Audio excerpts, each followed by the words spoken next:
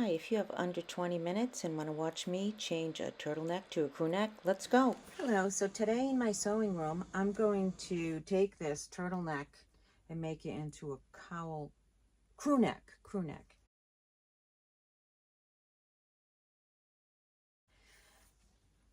It's knit, it's a sweater, and I've never done that before. The bottom I hemmed, it was a polyester, so that's all done. She wants it to be right here, and this is the top. So what I'm going to do is I'm going to come up and I'm going to give myself a 1/2 inch seam allowance. So when I cut it, I'll be able to sew it. So I'm going to take it over to the sewing table and try something that I don't usually do, and I talk about it, but I never do it that much. The mirror image thing. I think it might work out really well here. So let's go do that. I took it to the sewing machine and I did a basting stitch so that it wouldn't unravel when I cut it. I don't think using pinking shears is going to matter because it's like a yarn. I'm trying to match the seams. It's going to be important for me to match the seams because I want the scoop in the front to be even, and this is the first time I'm doing this, and I'm taking all precautions. So I'm pinning away, which is my least favorite thing to do, and the blue on my arms is from spraying my chickens because they're picking each other. If you watch any of my videos, I always talk about something other than sewing, and it's the chickens. I'm really nervous to do this. I don't really want to cut this, but I have to, right? I have to do this. Okay. This is going to be... So it's measure a lot of times when you're nervous and you haven't done it before, and always making sure that I leave a seam allowance. So the purple pin is where the seam is going to be, but I need to make sure I come away from that and give myself enough seam allowance. So I'm coming up and I'm using this pen, which is very dark, thinking it's probably not going to show, but I'm going to try it anyways because I don't want to leave a mark on it. And then I get out the white wax chalk and then I test it because that's known to leave a waxy substance on your clothing when you're sewing, and nobody wants that. So I mark it, and then I will test it with the iron to make sure that it goes away like it's supposed to and not leave any residue on it. And yes, it does go away. Now this top ribbing is what I'm going to be using to finish the project with. Now I have this basket, and it's going to help me to make a round curvature for the front, which is where your neckline is. I don't want to trust myself to make it round, so this is already round. Why not just use that? So let's move the camera around a little bit here and then get the chalk out and draw the line where that's the lowest part that she wants it, the bottom. So I've got to come up a little bit for my seam allowance, and I'm going to take the basket and I'm going to lean it so that I'm probably getting like a quarter, less than a quarter of the basket. Yeah, definitely less than a quarter. And I'm only going to the, for the front, I'm going from the shoulder to the center front fold. Almost straight. It's not going to be scooped as much like the front is. It'll have a tiny bit of a scoop to it, but for the most part, I'm trying to make it like straight across so that, you know, I don't want it to be front and back circle like that. So I decided to go straight across like that. And making sure again that I put my seam allowance in. I do fuss with it a little bit, but I am cutting off the neckline here, so I have to make sure that I do fuss. And I would suggest that you do the same. So now I'm taking the shoulder and I'm gonna pin shoulder to shoulder, so that way when I go to cut, I'll have a straight, flat surface to cut with, so that way it will be straight. In the sense that I'm cutting on the line, it will be straight. Of course it's going to be curved, but now I'm going to get my nice sharp scissors out, and I'm cutting a little bit away from that line to make my seam allowance, and I have to go a little slow because of my wrist. And then see how I'm just coming up a little bit, so it's not straight across. And that's what I was trying to get at before. Now I'm a little bit off camera. I'm sorry. Apologize. There we go. That's a little better. And now this is the way that I want it to be. And I'm going to turn the camera around again. And I don't want to tug a lot on this because this is the bias, which means it's very stretchy. This is the piece that I cut off. So I am going to take my piece that I just cut off, and the finished edge is going to be the finished edge on my crew neck, I'm calling it. I matched the two seams together because there's two seams on this that were next to the shoulder, and I'm going to hold on to those very gently, and I'm eyeballing an 1 3/4 inches, and then I'm going to attach that to the top. So with my nice sharp scissors, I was able to do that. I couldn't do it with dull scissors because it would jag it all up, and we don't want that for this project.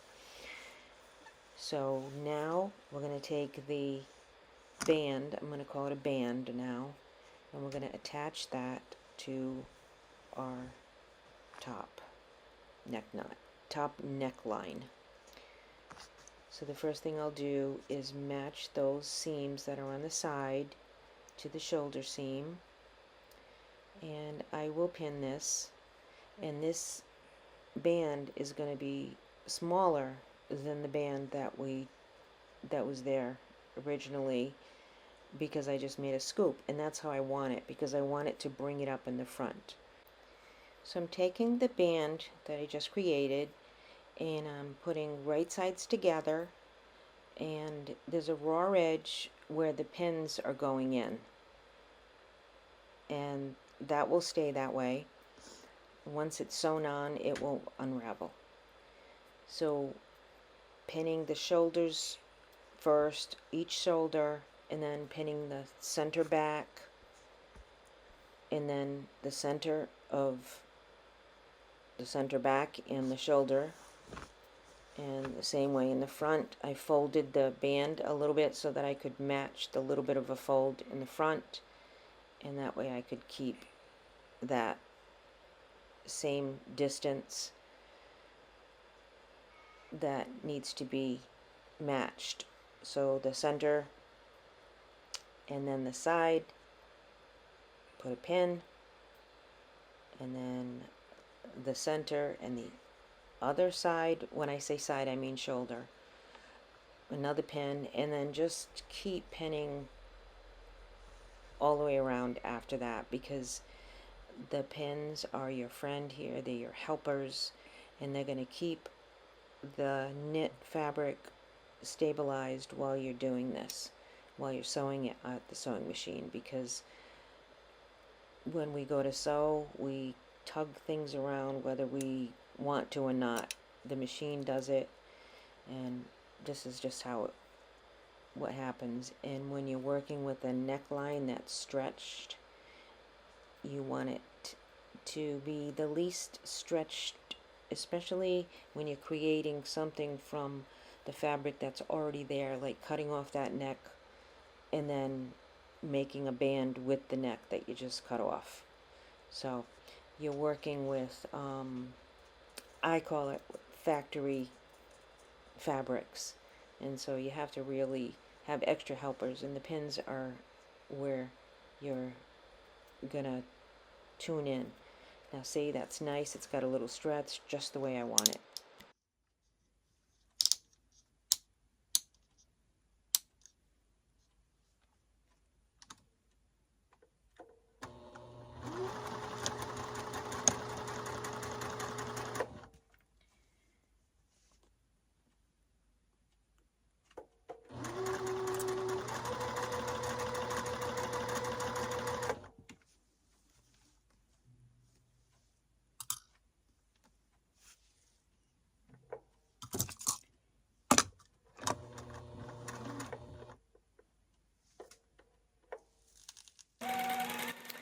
And away we go. I'm speeding this up because it's probably better for you. Taking the pins out as I go, and I'm doing this.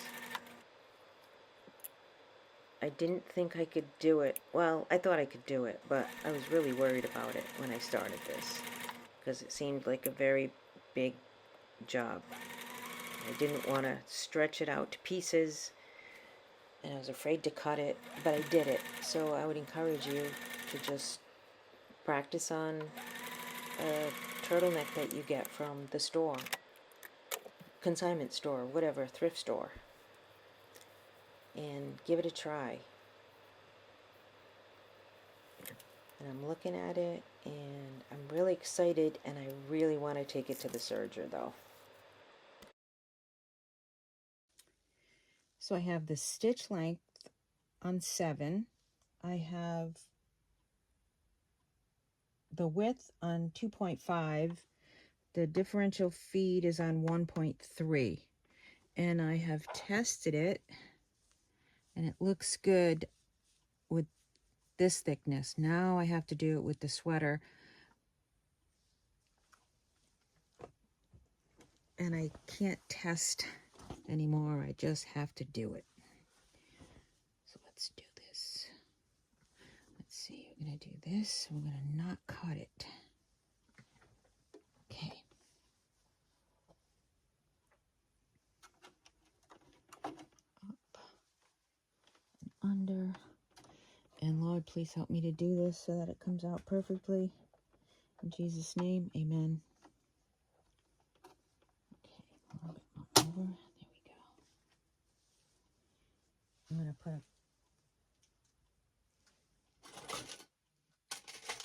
a little clip because then I get excited when I see that. That means I'm almost done.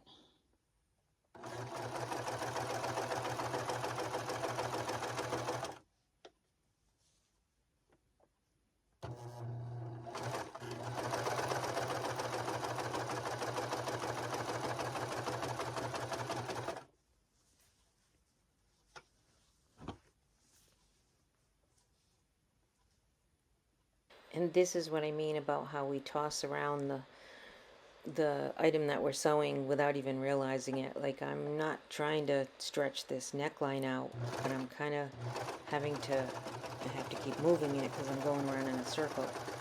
So that's when it can get stretched to the point that we don't want it to be stretched.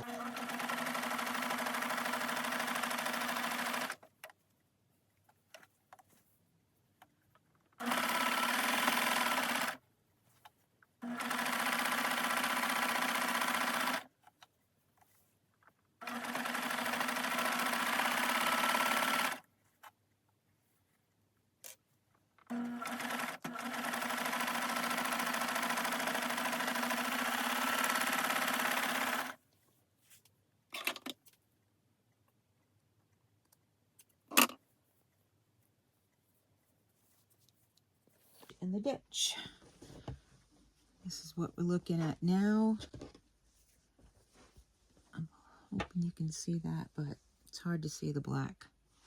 It's hard when you're knitting with black too. That's why I don't like to knit with black or navy. Do is I want to stitch this down.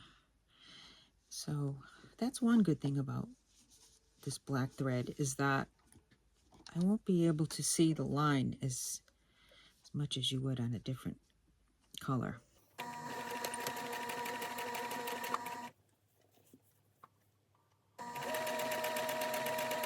So I'm aiming my needle right down in the middle of that ditch, and that is the band and what I attached it to, which is the top, right in the middle.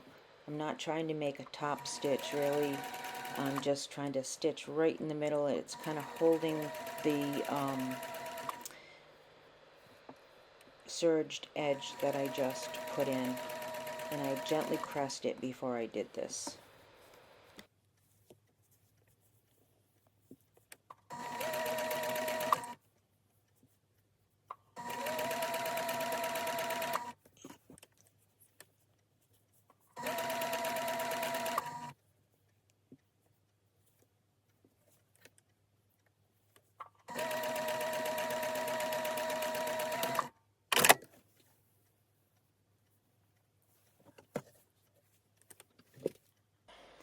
If I had it to do all over again, what I would do is make that band smaller. I would cut it at the shoulders and then just sew it smaller so that that circle would not be as big, because I didn't like how this was a little bit big in the back.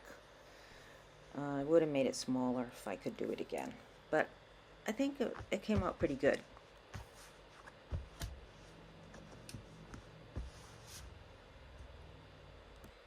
What do you think? Any suggestions for all of us? We can all learn from each other, right? Thanks for watching.